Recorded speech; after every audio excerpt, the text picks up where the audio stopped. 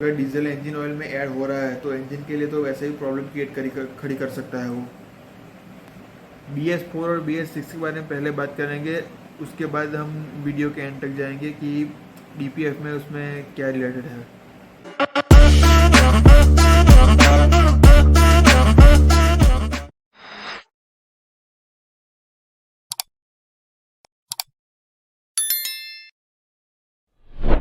Hi friends, welcome back my new video. अभी आज के वीडियो की इन्फॉर्मेशन यह है कि DPF की जो गाड़ी में लगता है, डीजल गाड़ी में BS6 में, तो उसके रिलेटेड इन्फॉर्मेशन है कि वो सिस्टम कौन से टाइप की आती है और किस तरह से वर्क करती है, वो मैं आज आपके इस वीडियो में बताने वाला हूँ। तो उससे पहले ना थोड़ा एक इंट्रो करते हैं कि ये BS6 में DPF लगता क्यों है, क्योंकि BS6 के जो नॉर्म्स है वो बहुत ही कॉम्प्लिकेटेड है। जो BS4 के नॉर्म्स थे और BS6 के नॉर्म है उसमें बहुत बड़ा डिफरेंस आ गया है। तो पहले वो डिफरेंस क्या है BS6 और BS4 में, क्यों BS6 में DPF की रिक्वायरमेंट मस्ट बी रिक्वायर्ड ही है, मतलब लगाना ही है, तो उसके बारे में बात करते हैं। तो पहले देखते हैं BS4 और BS6 के बारे में। अभी ना हमारे पास ये एक टेबल है जो कि मैंने बनाया है। तो इसमें पहले है पर्टिकुलर मीटर PM। ये क्या होता है कि सॉलिड पार्टिकल्स और लिक्विड पार्टिकल्स दोनों का एक मिक्सचर रहता है जो कि एग्जॉस्ट के दरमियान हमारा कार में से रिलीज होता है, तो उसकी बात है। तो उसकी BS4 में जो लिमिट थी वो 25 मिलीग्राम पर किलोमीटर है, और BS6 में जो उसकी लिमिट है वो अपडेट करके 4.5 मिलीग्राम पर किलोमीटर की है। तो बहुत बड़ा अपडेट किया है। और सेकंड हमारा है नॉक्स, जो कि हार्मफुल गैस है एटमॉस्फेयर के लिए। तो उसकी जो लिमिट थी वो 250 मिलीग्राम पर किलोमीटर, और उसको कम किया 80 मिलीग्राम पर किलोमीटर। तो ये भी एक बहुत बड़ा डिफरेंस है। और थर्ड है हमारा हाइड्रोकार्बन प्लस नॉक्स, जो कि हम सूट बोलते हैं, कार्बन सूट। तो उसकी लिमिट BS4 में 300 मिलीग्राम पर किलोमीटर, और BS6 की जो उसकी लिमिट है वो 170 मिलीग्राम पर किलोमीटर। इसमें बहुत बड़ा डिफरेंस है। और फ्यूल सल्फर 50 ppm से कम करके 10 ppm किया है, मतलब 10 पार्ट सल्फर और उसके सामने मिलियंस ऑफ पार्ट फ्यूल के, ये होता है इसका मतलब, पार्ट्स पर मिलियन ये सल्फर का है। तो ये जो हमारे गैसेस है ना वो हमें डीजल के एग्जॉस्ट में मिलते हैं, जिसकी ये लिमिट रहती है। और BS6 की जो लिमिट है वो गवर्नमेंट ने ये बताया है, तो इससे ज़्यादा नहीं रहना चाहिए। तो इस लिमिट के लिए, इसको मेंटेन करने के लिए कई मैन्युफैक्चरर ने डीजल गाड़ी को डिसकंटिन्यू कर दिया है, और जिन्होंने कंटिन्यू रखा है उसने गाड़ी में लगाया है DPF। अभी क्या है कि BS6 जो है हमारा, वो अप्रैल 2020 में लॉन्च हुआ था। तो उसके बाद की जो पेट्रोल डीजल गाड़ी है वो BS6 में काउंट होती है। और हम जो आज बात कर रहे हैं वो डीजल गाड़ी है, सिर्फ डीजल गाड़ी के बारे में बात कर रहे हैं, क्योंकि DPF diesel particular filter only for diesel गाड़ी के लिए ही बना है।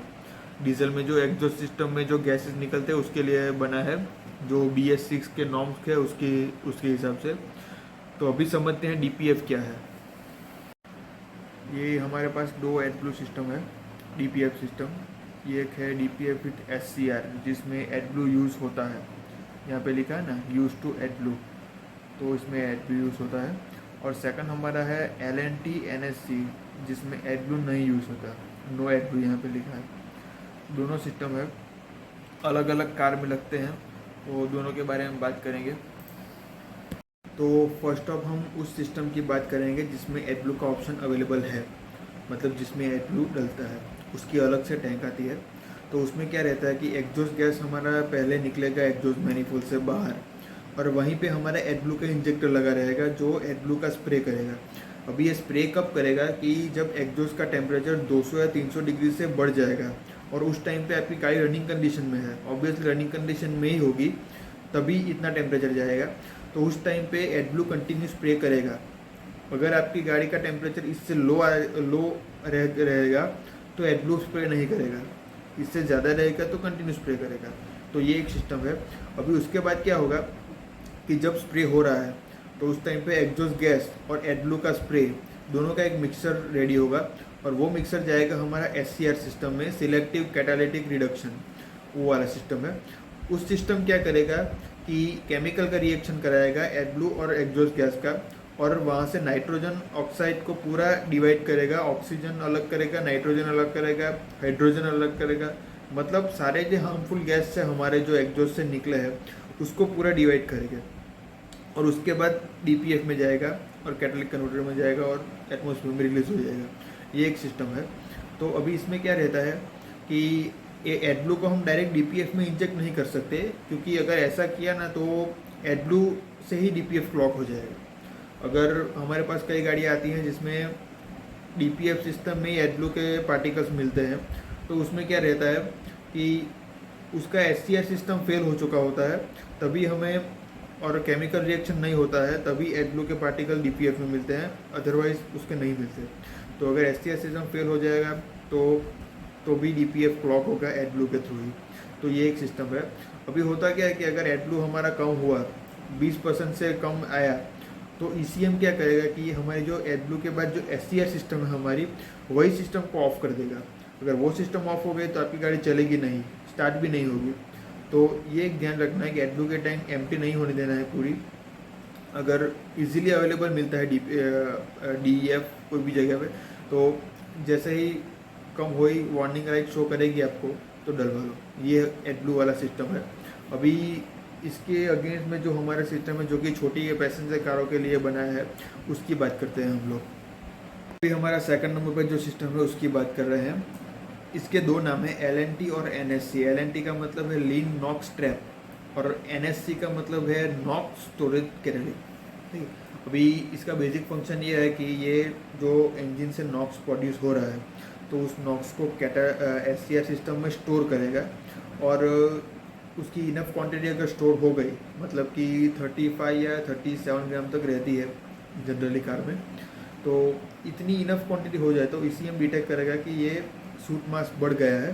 तो वो क्या करेगा कि अपना जो एग्जॉस्ट स्ट्रोक हो रहा है उसी के दौरान एक्स्ट्रा डीजल को इंजेक्ट करेगा। ये क्यों इंजेक्ट करेगा? क्योंकि उसको वो स्टोर जो नॉक्स हो रहा है, स्टोर हुआ है, उसको जलाना है।